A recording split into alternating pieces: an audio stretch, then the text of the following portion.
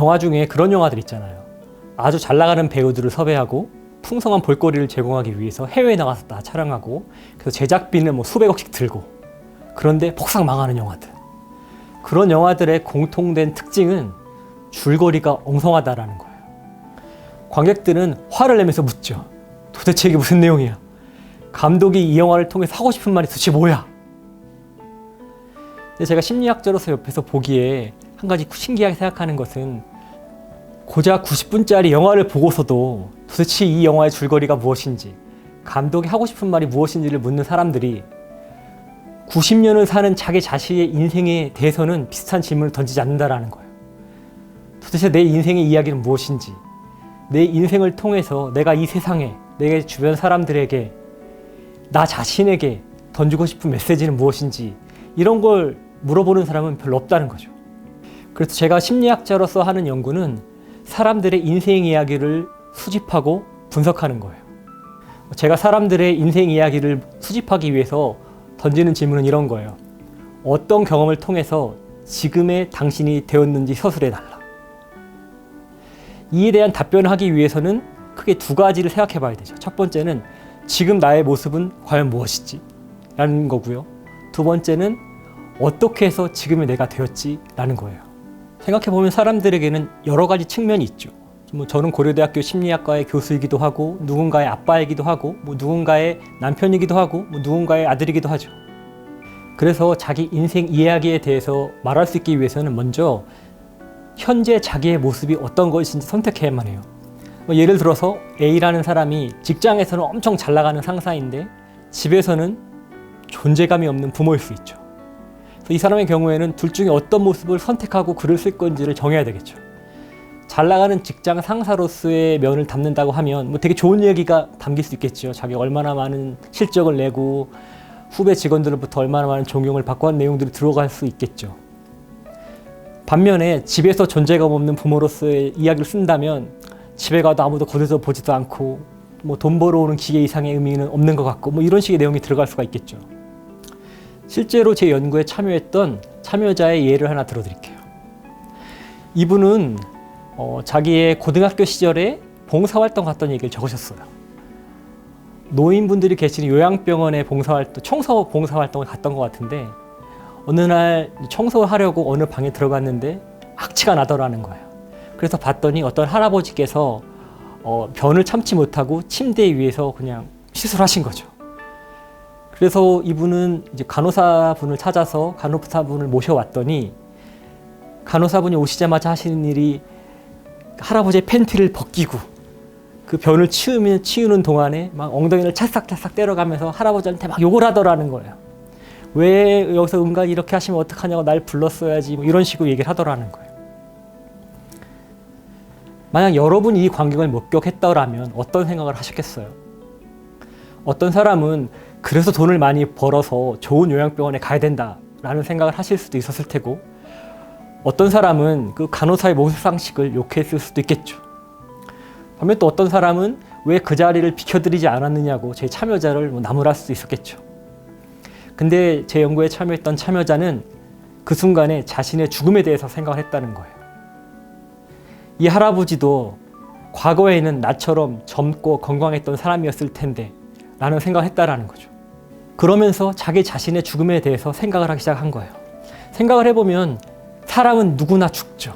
아직까지 죽지 않고 살았다고 보고되는 사람은 아무도 없죠. 그런데 문제는 뭐냐면 언제 죽을지 모른다라는 거예요. 인간은 반드시 죽는다고 하는 존재론적인 확실성과 언제 죽는지 모른다고 하는 시간적 불확실성, 이 사이에서 우리는 선택을 해야만 하는 거죠. 방황을 하고 있죠. 근데 대부분의 경우에는 어떤 사람들은 이렇게 말을 해요. 네가 오늘 집에 가다가 교통사고가 나서 죽을 수도 있다. 네가 오늘 잠을 자다가 아파트가 무너져서 죽을 수도 있다. 그러니 오늘이 네 인생의 마지막인 것처럼 살아야 한다 라고 말을 하는 거죠. 일견 말이 되죠. 반면에 다른 사람들은 이렇게 말을 해요. 오늘은 너의 남은 인생의 첫날이다. 그러니 매일매일을 오늘 태어난 것처럼 살아야 한다. 이것도 일견 말이 되죠. 이 두 가지 입장 사이에서, 이 두 가지 주장 사이에서 어떻게 살아야만 하는 것일까요? 제 참여자는 그에 대한 고민을 거듭하다가 불면에 관하여라는 책의 한 구절에서 정답을 찾았어요. 이 책에 어떤 내용이 나오냐면 내일 죽어도 후회하지 않게, 내일 죽지 않아도 후회하지 않게 살아라 라는 말이 나온다라는 거예요. 내일 죽어도 후회하지 않게, 내일 죽지 않아도 후회하지 않게 사는 것이 어떤 것인지 저는 잘 모르겠죠. 하지만 제 참여자는 자신의 삶 속에서 그 균형점을 찾기 위해서 노력하고 있고, 자신의 인생의 주제는 바로 그 균형점을 찾아서 후회하지 않는 인생을 사는 것이라는 거죠. 또 다른 참여자의 예를 들어볼게요. 이 참여자는 초등학교 선생님인 것 같아요. 근데 어렸을 때부터 이 세상을 조금 더 나은 곳으로 만들고 싶다라고 하는 막연한 꿈이 있었대요. 근데 도대체 어떤 세상이 더 나은 세상인지, 어떻게 해야 그 세상을 만들 수 있는지에 대해서 답을 찾기가 어려운 거죠. 그래서 그에 대한 답이 점점 잊혀져 가고 있었는데 어느 날 교생 실습을 나가게 된 거예요. 이분이 교생 실습을 나갔던 곳은 상당히 낙후된 어떤 서울의 변두리였던 것 같아요. 그래서 사업에 실패해서 빚 독촉 때문에 도망치듯 이사 온 사람들이 많고, 어떤 아이의 경우에는 아버지와 할아버지와 둘이 같이 살았는데 아버지, 할아버지 모두 다 암에 걸려 있고, 이런 식으로 되게 어렵고 힘든 사람들이 많은 지역의 초등학교에 교생실습을 나가게 된 거예요. 그래서 이분이 교생실습 나가기 전에 이곳에 있는 학생들은 되게 어둡겠거니 이런 식의 생각을 했었다라는 거예요. 근데 막상 학교에 나가서 만나보니 어린아이들은 너무나도 밝고 명랑했다라는 거예요. 처음엔 이해가 안 갔었죠. 이게 도대체 무슨 일인가. 근데 알고 봤더니 이 어린 학생들에게는 자기와 같은 교생 선생님들이 반가운 손님이고 친한 친구이고, 학교 선생님이나 부모님에게는 말할 수 없는 것들을 털어놓을 수 있는 어떤 좋은 자이고, 이랬었다라는 거죠. 그 경험을 하면서 이 참여자는 자신의 막연했던 꿈에 대한 해답을 찾았다 그래요.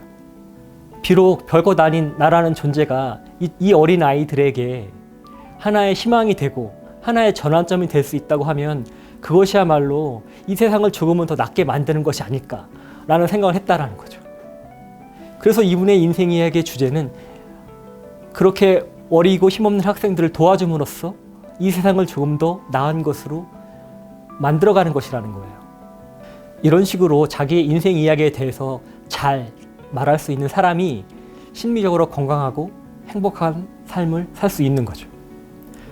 그래서 여러분들 역시 내가 가지고 있는 인생 이야기는 무엇인지, 내 인생의 주제는 과연 무엇인지에 대해서 한 번쯤은 생각하고 고민해 볼 필요가 있다는 거죠. 옛 속담에 이르기를 호랑이는 죽어서 가죽을 남기고 사람은 죽어서 이름을 남긴다고 하였는데, 그것은 정확한 표현은 아니죠. 전해질 이야기가 없는 이름은 아무런 의미가 없어요. 전 세계 사람들이 다 박선웅이라는 이름을 알아. 근데 박선웅이 뭐 하는 사람인지 몰라. 그런 이름은 전해져봤자 아무런 의미가 없는 거죠. 그래서 정확한 표현은 사람은 전해질 이야기가 있는 이름을 남기고 싶어 하는 거죠. 제가 앞서서 엄청나게 돈을 많이 썼지만 폭 망한 영화에 대해서 얘기를 했었는데요. 그 영화 감독이 여러분의 친구라고 생각을 해보죠. 그리고 이 영화는 아직 개봉하기 전이에요. 여러분의 절친이라서 이 감독인 친구가 한번 보고 평가해달라고 부탁을 한 거예요. 그래서 여러분이 답변을 하시겠죠. 내가 보기에는 줄거리가 좀 이상한데? 시나리오를 좀 고쳐야 되지 않을까? 라고 얘기를 한 거예요. 근데 이 감독이 그걸 이해하지 못하는 거예요. 아니야, 그게 아니라 주인공이 아무래도 너무 덜 유명한 것 같아. 덜 잘생긴 것 같아. 덜 예쁜 것 같아. 아니야, 아무래도 마지막 씬은 남극에서 찍어야 될 것 같아. 역시 제작비가 300억은 부족한가 봐. 한 400억은 있어야 됐었는데. 이렇게 답변하면 여러분은 어떤 생각이 드시겠어요? 이 영화가 결국 대박이 나겠구나 생각을 하시겠어요? 아니면 그게 아닌데, 그런 걸 아무리 한다고 해도 이야기를 고치기 전에는 좋은 영화가 안 될 것 같은데 라는 생각을 하시겠죠. 저는 우리들 자신의 인생에 대해서도 비슷한 질문을 해야만 한다고 생각해요. 아무래도 성공하기 위해서는 더 예뻐지고 더 잘생겨져야 될 것 같아 라고 하면서 성형수술을 하고, 지금 버는 돈으로는 행복해질 수 없을 것 같아 하면서 더 많은 돈을 벌려고 하고, 해외여행을 매년 나가야 제대로 된 인생이라고 생각을 하면서 1년 동안 돈을 모아서 일주일 동안 해외여행 가서 다 써버리고, 물론 그런 것들을 다 할 수 있죠. 내가 이 부분이 정말 나의 컴플렉스라서 이 부분을 고쳐야만 내가 마음 놓고 살 수 있을 것 같다고 하면 성형수술을 해도 되죠. 돈 많이 버는 건 당연히 좋죠. 돈을 많이 벌 수 있다면 버는 게 좋죠. 해외여행 가는 거 좋죠. 저도 많이 다닐 거예요. 지금은 제가 뭐 다른 일이 더 중요한 일이 많아서 여행을 잘 안 다니고 있지만 나중엔 뭐 나이 들어서 별로 할 일이 없어지면 해외여행 많이 다닐 거예요. 중요한 것은 그런 것들을 하기 전에 과연 내 인생 이야기가 제대로 서 있는지, 내 인생의 줄거리가 제대로 되어 있는지를 살펴봐야 한다는 것이죠. 마치 시나리오가 엉성한데 다른 데서 답을 찾고자 했던 감독처럼 여러분들 역시, 우리들 역시 그냥 멋진 외모를 통해서, 그냥 돈을 통해서, 해외여행을 통해서 우리의 행복하지 않은 삶을 행복하게 만들려고 하는 것은 아닌지, 제대로 되어 있지 않은 삶에 보충을 하려는 것은 아닌지, 이런 것들을 한번 생각해 볼 필요가 있다는 거죠. 그리고 제가 생각하기에는 자신의 인생 이야기가 제대로 서 있지 않았을 때 그런 것들을 아무리 많이 한다고 한들 좋은 삶을 살기는 어렵다는 거죠. 그래서 이 강연을 보신 여러분들은 과연 내 인생 이야기가 무엇인지, 내 인생의 주제가 무엇인지 한 번쯤 생각해 보시는 그런 시간을 가질 수 있었으면 좋겠습니다.